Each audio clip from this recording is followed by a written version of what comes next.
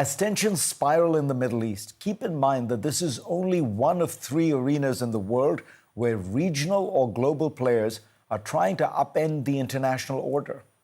In Europe, a war continues to rage, and in Asia, a dangerous new dynamic is at work. Taken together, they define the most dangerous period internationally since the end of the Cold War. In the Middle East, the current tensions are rooted in a tussle between Iran and America's allies, Israel and some of the Gulf states. Iran, being a relatively weak power, has used asymmetrical means through a series of militias allied with it. Hezbollah, the Houthis, Hamas, and groups in Iraq and Syria it has supported and supplied for years. Even before Hamas's attack last October 7th, these groups had kept up a steady stream of small-bore attacks on Israel and, on occasion, the Gulf monarchies. The effect of this pressure has been real, keeping Israel and the Gulf Arabs on guard and the region on edge. Since October 7th, tensions have made normal commerce much harder. About 70% of vessel traffic has been diverted from the Red Sea region as of June. Many airlines have stopped flying to Israel for the time being. Emirates, the Dubai-based airline, has recently canceled some flights to Iran and Iraq. Another Houthi attack on Saudi oil facilities would send oil prices skyrocketing. If the current Middle Eastern order is under pressure, so is the one in Europe. Russia's invasion of Ukraine is a traditional war of aggression, using the means Russia has aplenty, traditional military power. But it's also an effort to upend the Western-led European security system that is underwritten and dominated by the United States. Were Russia to succeed in its aggression, that would significantly erode the entire structure of stability in Europe created after 1945 and expanded after 1989. Putin would press to have Russia's imperial ambitions accommodated in places like Georgia, Moldova, and perhaps the Baltic states and even Poland. In Asia, we are also facing a rising threat that has gone somewhat unnoticed. Robert Manning, a veteran American diplomat, writes these words in Foreign Policy. I have worked on the Korean nuclear problem in and out of government over the past 3 decades, and the Korean Peninsula seems more dangerous and volatile than at any time since 1950. Ever since the failed summit between Donald Trump and Kim Jong-un, the latter has adopted a policy of greater bellicosity. In 2021, Kim announced a major expansion and modernization of his nuclear arsenal.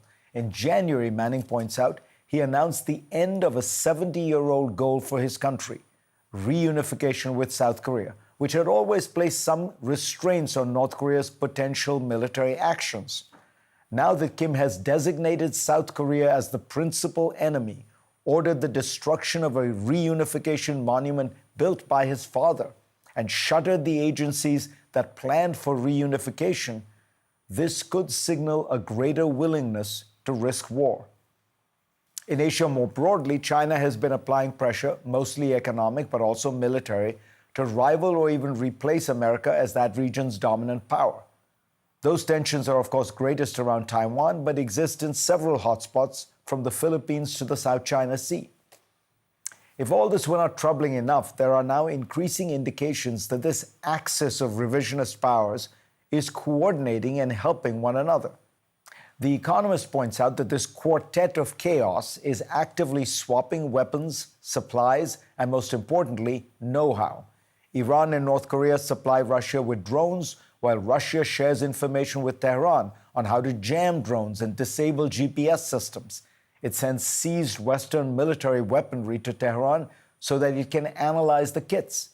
The U.S. government estimates that 90% of Russia's microelectronics imports and 70% of its machine tools now come from China, much of this being dual use, meaning it can be used to make weapons.